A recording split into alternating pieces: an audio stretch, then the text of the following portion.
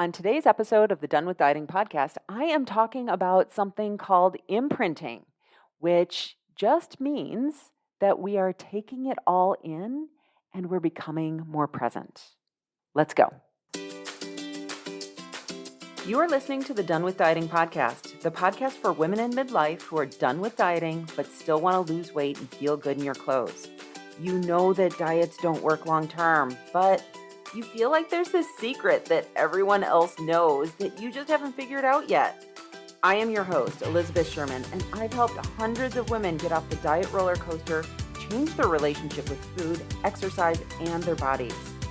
Through this podcast, my goal is to help you too. Welcome. Let's get started. Hey everyone, welcome to the Done with Dieting podcast, episode number 106. Now, where I'd like to start our episode today is I'd like you to go on a journey with me. If it's available to you, close your eyes. And I'd like you to imagine that you are in a rooftop restaurant. The weather is a perfect temperature, whatever that is for you. 75 degrees, 80, whatever. The wind is blowing just ever so breezily, and it's night. And the rooftop bar is lit up from all sides. The moon is shining brightly. There are clouds in the sky, and they are just perfect, round, cloudy clouds, just like cotton balls. As you look around the table, you see your friends, and they are smiling. They are talking, and they're animated. Their faces are lit up by candlelight. And as you look around the table, your heart is just filled with love and joy and satisfaction with your life. That's where I wanted to start today's episode, because this is actually a memory that I have myself. And it was the first time that I actually did this technique that I'm going to talk about today called imprinting. And what imprinting has done for me in my life is it has slowed down the busyness of life, the busyness that we all find ourselves in, and it has brought me back to the present moment. Now, this function of imprinting, it's something that I've developed over a period of time. And it started with an exercise called Notice and Name. I used to do some work for a company called Precision Nutrition. If you've heard of them, or perhaps we've met through them, I was doing some work for them. And one of their very first habits, because they have a habit-based program, one of their very first habits is to spend 5 minutes just paying attention. And they have this exercise called Notice and Name. And when you notice and name, what you do is you just start noticing and naming things around you. So you could just notice the carpet is gray, or the walls are white, or I see a flower, or I see my dog. I hear the sound of a truck coming. I hear the sound of a phone ringing. I can hear the sound of a bird. I feel wind on my skin. I feel hot. I feel sweaty. And so what you just start to do with Notice and Name is it's a way of bringing us back to the present moment. And what you do is you notice and name your 5 senses. So things that you see, things that you smell, things that you taste. Notice what's happening in your mouth. Are you tasting leftover coffee taste, or taste from lunch, or maybe your toothpaste, or whatever it is? So what does your mouth taste like? What do you see? What do you smell? What do you taste? What do you touch? What do you hear? Okay? And so just really being present with what is happening right now. I've adopted using the Notice and Name technique in my own practice with my clients. And the reason that I've adopted it within my own practice is because I find that for so many of us, And for so many of us that live in Western culture, we are constantly going, going, going, going, going. And what happens, what we've learned, is that our brains, we're constantly thinking about what happened yesterday or what happened just a minute ago, or we're hyper fixated on what's happening in the future. What that does is it takes us away from the present moment. Now, why this is a problem is that so many of us walk around feeling like our heads are disconnected from our bodies. And what we want to do is, with the work that I do with my clients, we want to integrate our heads back into our bodies because our heads are actually part of our bodies. But so many of us go around believing that our bodies are a nuisance. We start to get irritated when we're sitting and we're working, and all of a sudden we realize, oh, you know what? I need to go to the bathroom. It's like, ugh, why do I need to go to the bathroom? This is irritating. Why does my body need to go to the bathroom, right? How many of us do that? And so many of us also walk around like, oh, I'm hungry again. Why am I hungry again? Or we get irritated with all of the things that our body needs. Gosh, I gave you a glass of water the other day. How dare you need more water? What this process does through noticing and naming and paying attention to our bodies, what we start to do is we start to pay more attention to what's happening in our bodies. So I tell a story that I just think is so funny because years ago I was at a party with some friends and I was talking to another woman and we were talking about how we love sweets and how we overeat brownies and cookies and stuff like that. And there was another woman there and she just looked at us and she was like, yeah, well, I just kind of pay attention to my body. I just listen to my body. And she walked out of the room and I just remember thinking, bitch. Like, who does that? And the truth is that no one teaches us how to listen to our body. And so through this practice of noticing and naming, we're starting to do that. Now, what I've done within my own practice is I've incorporated some additional touch points. What I've done is I've added in what I call doing a body scan. And what a body scan is, you start at the top of your head and you slowly move your way down and you just start to notice, what am I feeling? Am I stressed in my shoulders? Are my shoulders tensed up? Is my jaw tense? Is my face flushed? And again, going back to the notice and name, what do I taste in my mouth? What am I hearing? But not so much about the hearing and the taste and the sight. What we're really trying to do is something that's called interoception. Now, interoception is one of our senses. We're not taught about interoception. So, in addition to the 5 senses that we all know about, sight, hearing, taste, touch, and smell, we also have 2 additional senses. One, which is called proprioception, and the other, which is called interoception. Proprioception is the idea that we know where we exist in space. An example of proprioception is that you can read a piece of paper, a book, or whatever it is, the newspaper, and you can grab your coffee cup and bring it to your mouth without looking at the coffee cup or without looking at your mouth, right? You can know where your limbs are in space. You can reach over and grab something without having to look at it. That's proprioception, understanding where your body and your limbs are in space and in relation to your body. And then the other one is called interoception. Now, interoception is the idea that we understand what's happening inside of our body.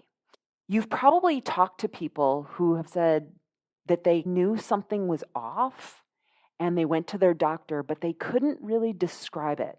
That is the power of interoception. And when their doctor came back, he said, yes, you have cancer or some other disease. like understanding that your body is just not right, but you don't have any words to put around what's happening. Now, here's what's really interesting. A few episodes ago, I had Paula Ingebretson on the show, and she is an ADHD coach. There is a lot of evidence to suggest that folks who have ADHD or neurotypical brains may not be very strong in interoception. So, what that means is some of us are actually just more in touch with our bodies than others. That doesn't necessarily mean that we can't learn it. And that's part of what I teach my clients. Now, what we do is we start with this body scan, and we're using the body scan for a couple different reasons. The first reason that we're using the body scan is just like I mentioned before, we're bringing our head back into our body. We are reconnecting our brain into our body because, again, our brain is part of our body and there's a lot of give and take there. We just don't pay attention to it. And so that's really the big takeaway here is when we're doing a body scan, we are paying attention to what's happening in our bodies. Now, in coaching with my clients, whether we're working one-on-one or in a small group, what we do is we start to use that information for one of two different reasons. One is starting to understand what our hunger signals are. Because so many times we women have been told that we should not pay attention to our hunger signals, that we shouldn't pay attention to our body, that we should follow the rules of whatever diet we are on and pay attention to that instead of our own self-trust, right? Paying attention to our body. For many of us who have started dieting at very young ages, you are told don't pay attention to your hunger. Cover up your hunger with drinking water instead.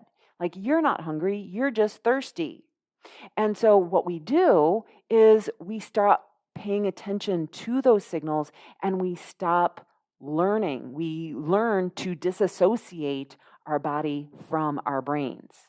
We see our bodies as annoyances. We see our bodies as something that isn't part of us. And so through starting to uncover what are our hunger signals, like no one tells us that, right? No one teaches us how to read your hunger signals, right? And the thing is that everyone's hunger signals are completely different. Some of us have experienced what's called being hangry, right? Others of us get really lightheaded. Some of us feel weak.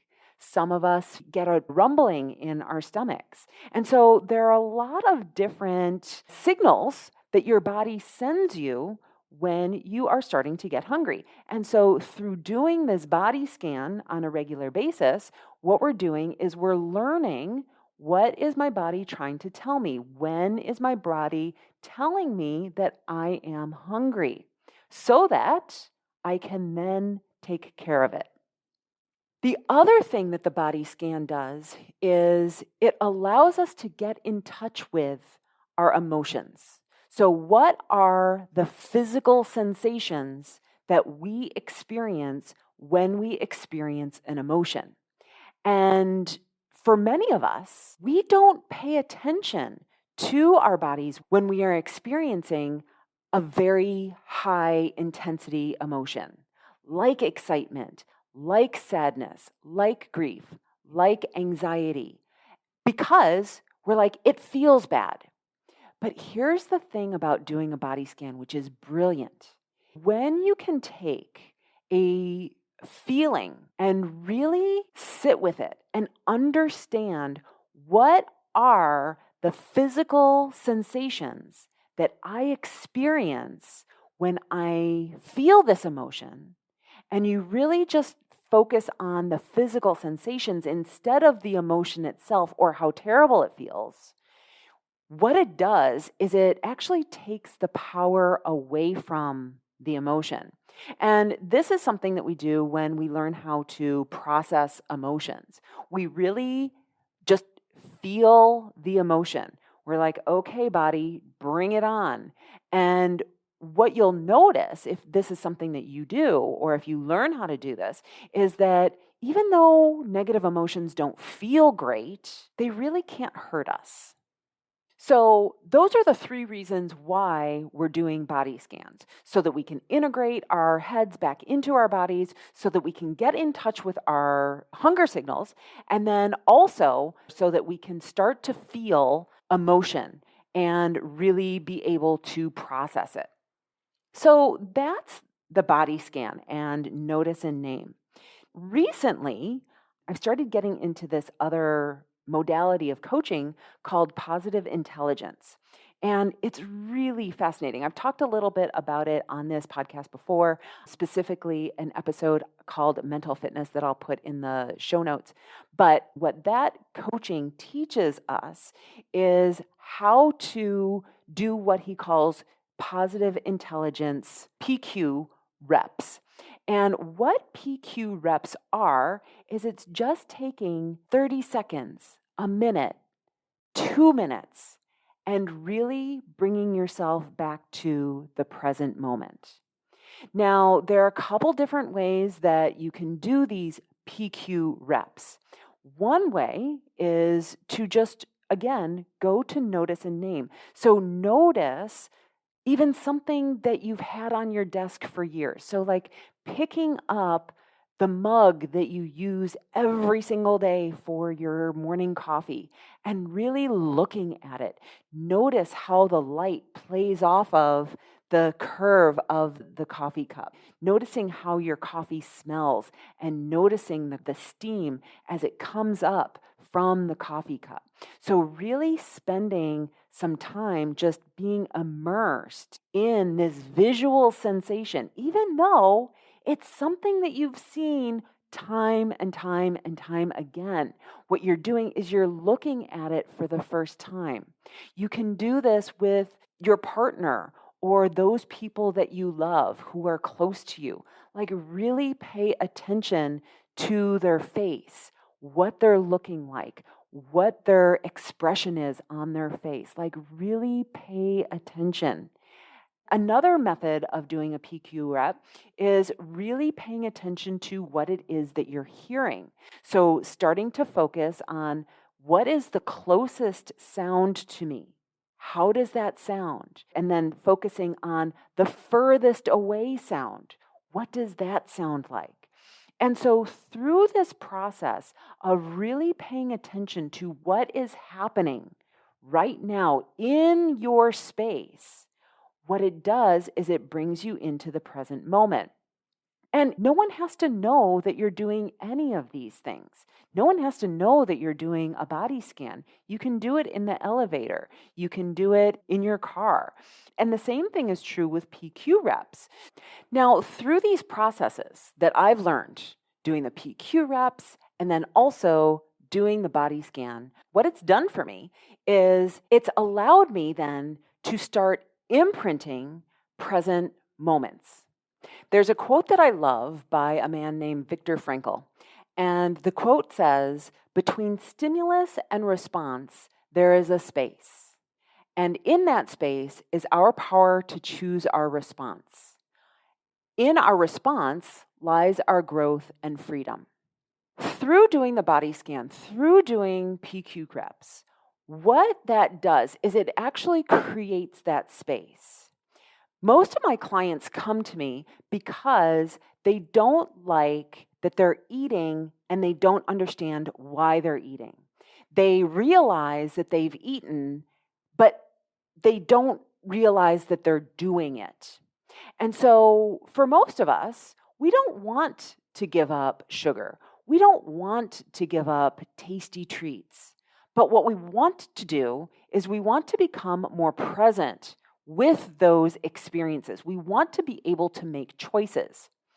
In this Viktor Frankl quote, why I love that is because for so many of us, something happens and we react.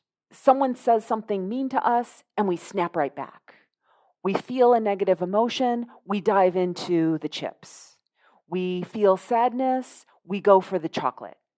And we don't have that little bit of space in our thinking process that allows us to question, should I be doing this? Is this the best thing for me? Is this what I really want? And why that's important is because what we want to do is we want to increase that little space. There is some there, but so many of us, we resist meditation. Doing PQ reps, doing body scans is just a different way of doing a meditation so that we can create that space between stimulus and response, between something happening to us and us reacting. It's the difference between reacting and responding. And so through these processes, through doing the body scan, through doing the PQ reps, through noticing and naming, what I've been able to do is I've been able to become way more present in my life. And in fact, what I do now is I find myself when I am experiencing joy or satisfaction or contentment or anything that just really hits me as this is beautiful. What I do is I take a breath, I stop for just a minute, and I imprint that moment on my memories. And what this has done for me is it has made my life so much richer because I can then recall those memories so much more effectively because I can now take in all of the sensations. I can take in the visual sensation. I can remember hearing my friends laughing. I can remember the music that was on. I can remember the breeze across my skin.